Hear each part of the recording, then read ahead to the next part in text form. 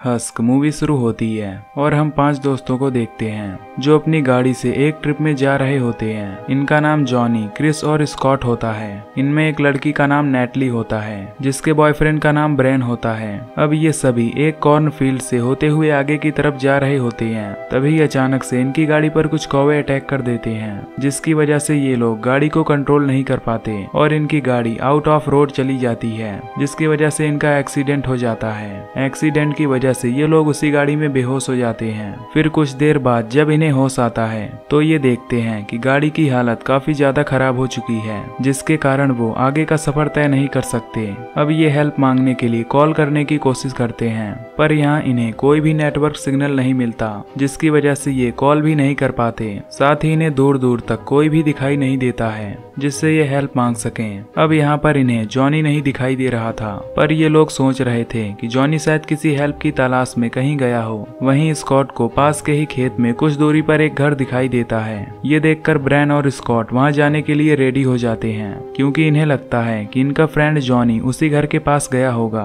अब खेतों के रास्ते कुछ दूर आगे जाने पर इन्हें एक ओल्ड कार दिखाई देती है। फिर स्कॉट वहीं पास लगे हुए स्केयर क्रो को देखता है जो उसे एकदम असली इंसान की तरह दिखाई दे रहा था। इसके बाद स्कॉट उसी स्केयर क्रो के ऊपर चढ़ जाता है और चारों तरफ दूर दूर तक देखने लगता है। फिर वहीं से वो नोटिस करता है कि उस घर में एक लाइट जल रही होती है। वहीं दूसरी तरफ नेटली भी आसपास की जगह पर इधर उधर टहल रही थी पर तभी नेटली नोटिस करती है कि कोई उसे कॉर्नफील्ड से देख रहा है। फिर जब वो उस तरफ जाती है तभी वो वहां से गायब हो जाता है। ये देखकर नेटली काफी ज्यादा डर जाती है और इसके बाद नेटली ये बात क्रिस को भी बताती है पर वो उसकी ये बात इग्नोर कर देता है। वहीं दूसरी तरफ वो दोनों उस घर के अंदर जाते हैं जो उन्हें काफी अजीब तरह का दिखाई देता है। घर को देखकर इन्हें लगता है कि कोई इस घर में रह रहा होगा। यहाँ पर इन्हें कुछ पुराने सामान भी दिखाई देते हैं। तभी इन्हें ऊपर किसी की आवाज सुनाई देती है जैसे कि कोई सीढ़ियों पर चढ़ रहा हो। फिर ये उसी तरफ जाने लगते हैं। उधर बाहर नेटली उन खेतों में फिर से उसी जगह जाने लगती है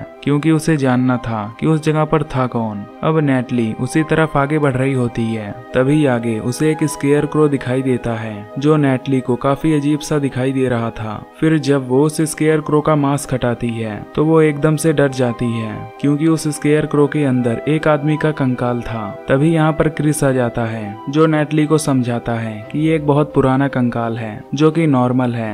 ये समझाकर क्रिस नेटली को शांत कराता है। उधर ब्रेन और स्कॉट जब ऊपर वाले रूम में जाते हैं तो उन्हें वहाँ पर जॉनी दिखाई देता है जिसे देखकर ये दोनों काफी ज्यादा हैरान हो जाते हैं। ये देखते हैं कि जॉनी के हाथ में बहुत सारी कीलें धसी हुई थी और उसके बॉडी से ब्लड भी निकल रहा होता है। यहाँ पर जॉनी उसी स्केयर क्रो का मास्क सिल रहा होता है। इसी बीच इस रूम की लाइट्स ऑफ हो जाती हैं। उधर नेटली ब्रेन को ढूंढती हुई उस खेतों में आगे की तरफ जा रही होती है जिसके पीछे क्रिस भी उसे ढूंढते हुए आ रहा होता है। तभी नेटली पर कोई क्रिएचर हमला कर देता है और उसे अपने साथ ले जाने लगता है। चीख की आवाज सुनकर क्रिस भी उसी तरफ जाने लगता है। उधर ब्रेन भी उसकी आवाज को सुन लेता है जिसके बाद ये सभी लोग कॉर्नफील्ड की तरफ जाने लगते हैं। अब क्रिस और ब्रेन आपस में टकरा जाते हैं क्योंकि ये फील्ड काफी घना था। अब ये दोनों मिलकर नेटली को ढूंढने लगते हैं। फिर कुछ दूर जाने पर ये नेटली को उसी स्केयर क्रो की तरह उल्टा बंधा हुआ देखते हैं। जहां ब्रेन उसके करीब जाता है तभी कोई उसी रस्सी को खींचने लगता है जिससे नेटली बंधी हुई थी। ये देख ब्रेन उस क्रिएचर का पीछा करते हुए खेतों के अंदर चला जाता है। फिर जैसे ही क्रिस वहां आता है वो नेटली को देखता है जिसकी आंखें काफी अजीब तरीके से दिख रही होती हैं और उसका फेस काफी अजीब तरीके से दिखाई दे रहा था। ये सब देख वो काफी ज्यादा डर जाता है और वहां से भागता हुआ स्कॉट के पास जाता है।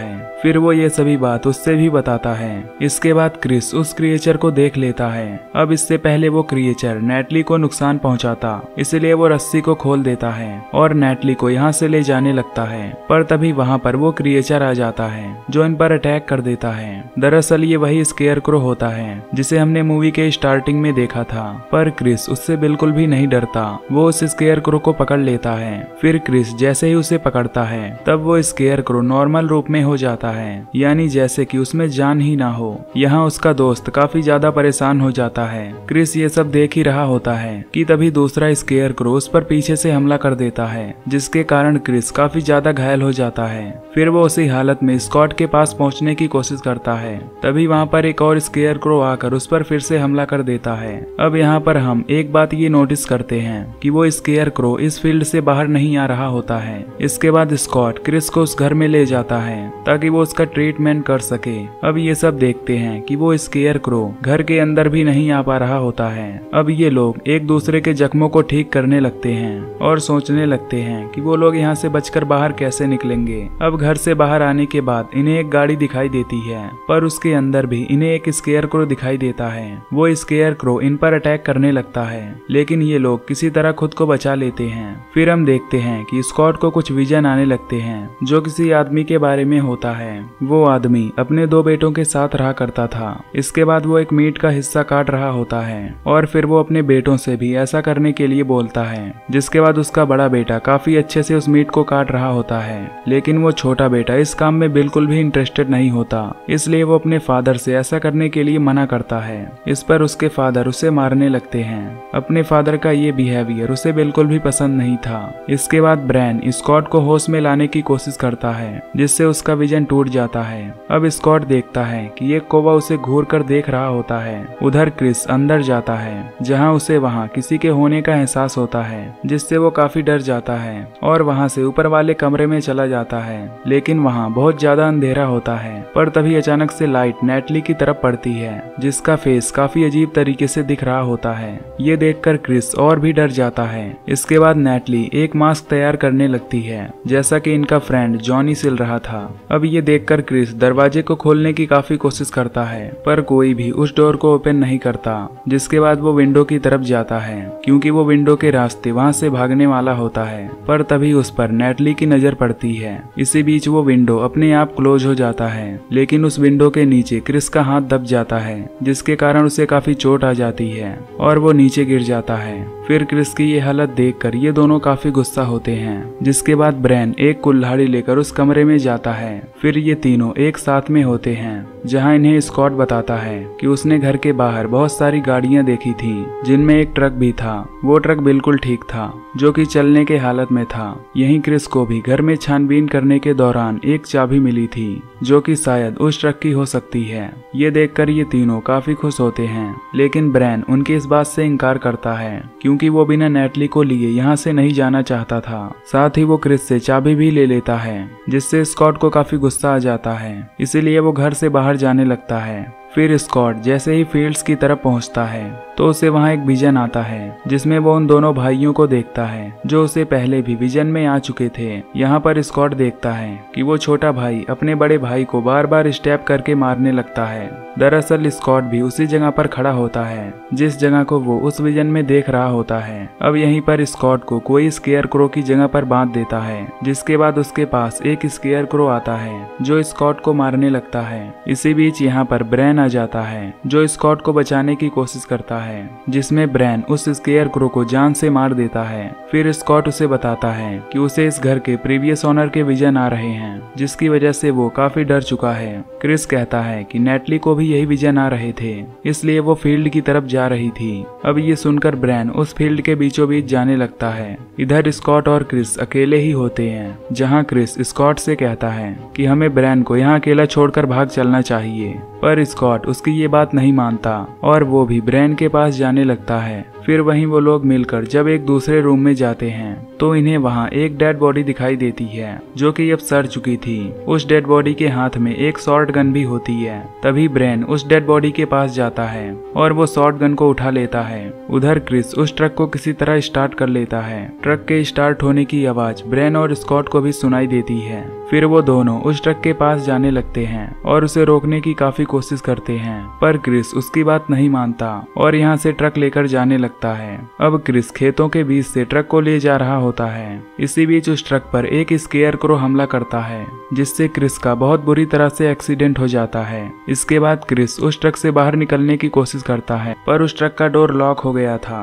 तभी दूसरा स्केयरक्रो उस पर हमला करने के लिए चला आता है। फिर दोनों स्केयरक्रो बारी बारी से क्रिस पर हमला करने लगते हैं। इसी बीच एक स्केयरक्रो इनकी गाड़ी के सामने टकरा जाता है। फिर जब क्रिस उस स्केयरक्रो का मास्क हटाता है, तो वो एक एकदम से शॉक हो जाता है क्योंकि वो कोई और नहीं बल्कि जॉनी था।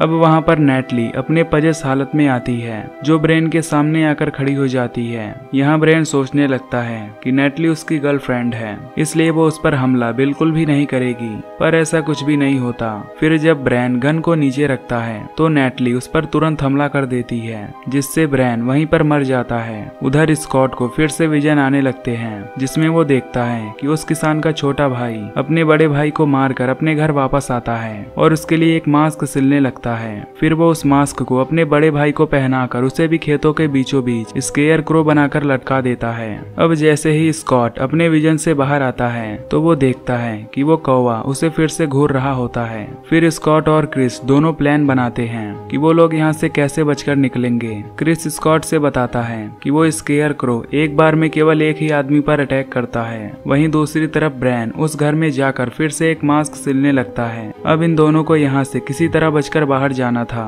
इसलिए ये घर से बाहर आते हैं। स्कॉट एक पाइप की मदद से बाहर खड़ी गाड़ी से फ्यूल निकालता है और क्रिस गाड़ी के पास से उस शॉटगन को ढूंढने लगता है, लेकिन तभी उस घर की पूरी लाइट चली जाती है। फिर एक स्केयर क्रो स्कॉट पर अटैक करने लगता है, पर मौके पर वहाँ क्रिस गन लेकर चला आता है और वो उस स्केयर क्रो को गन से शूट करके मार देता है। अब ये दोनों डिसाइड करते हैं कि ये दोनों अलग अलग रहने की कोशिश करेंगे, क्योंकि वो स्केयर क्रो एक बार में केवल एक ही आदमी पर अटैक कर सकता है। इसलिए अगर इन पर कोई भी स्केयर क्रो हमला करता है तो इनमें से एक लोग बच जाएंगे। अब इन्हें भी पता हो जाता है कि इनमें से केवल एक ही बच पाएगा। इसके बाद क्रिस जैसे ही आगे बढ़ रहा होता है तो ब्रेन उसे पजस हालत में मिलता है जो उस पर हमला करता है। फिर जैसे ही वो उस पर हमला करता है तभी एक लकड़ी ब्रेन के आर पार हो जाती है। तभी क्रिस उसका फेस मास्क हटा देता है, जिससे वो बेजान होकर नीचे गिर जाता है। वहीं दूसरी तरफ स्कॉट पूरे खेत को जलाने के लिए चारों तरफ फ्यूल छिड़कने लगता है। इसी दौरान एक स्केयर क्रो स्कॉट पर हमला कर देता है,